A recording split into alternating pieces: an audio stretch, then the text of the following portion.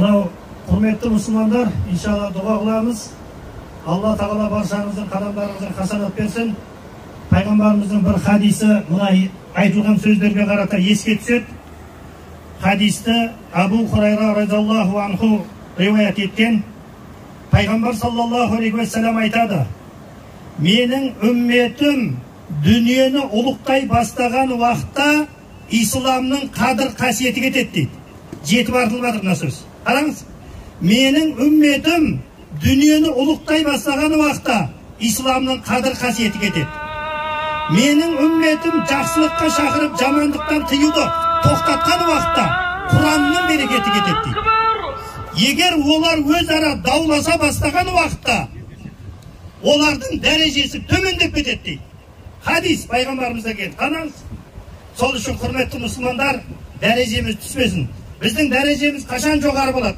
Егер Алланың кәлемі Құранға, пайғамбарымыздың хадисіне амал қылатын болсақ, иншалла бізге беріліп қойған аманат, анау жазылып тұрған нәрсе, ел бізге аманат. Құрметті мұсылмандар, осынша жер аманат ата-бабамыз қалдырып кеткен екен.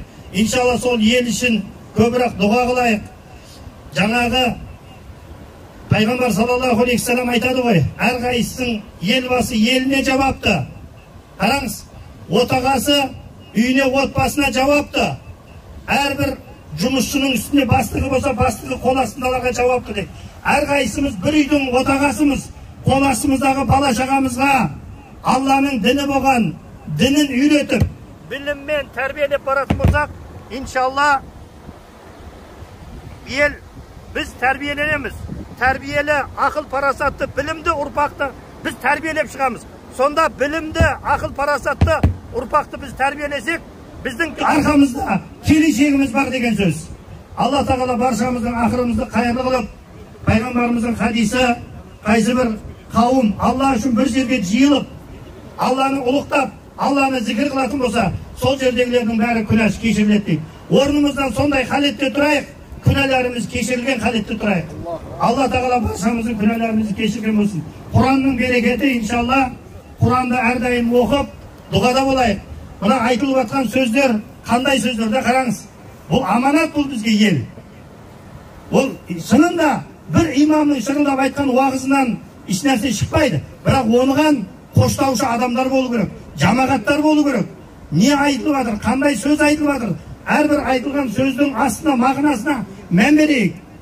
Иншалла, ұсыныс қуатырмыз, осындай жиындар әрбір ауданда жиын өтсе, бұл енді тек қана бір-бірімізді пікір алмасып, әрбір ел, әрбір аудан бір-бірімізді танып, Алла үшін бір жерге бір осындай бір қайырлы іс болған уақытта бәріміз бірдей атсалысып баратын болсақ, міне сонда біздің ақыретіміз оңалады ағайындар. Қараңыз, біз бір жерге жиналамыз, бірақ біздің жиналудағы мақсатымыз, әрқайсымыздың пікіріміз жан-жаққа шашырап тұратын болса, онда бізде бірлік болмайды. Егер біз бір жерге жиылған уақытта бәріміздің мақсатымыз, мүддеміз, елдің ынтымағы, діннің өсуі, келешекте ұрпақты тәрбиелеу мақсатта бір жерге жиылатын болсақ, біз сонда өсеміз иншалла. Алла баршаңыздан разы болсын. Амин.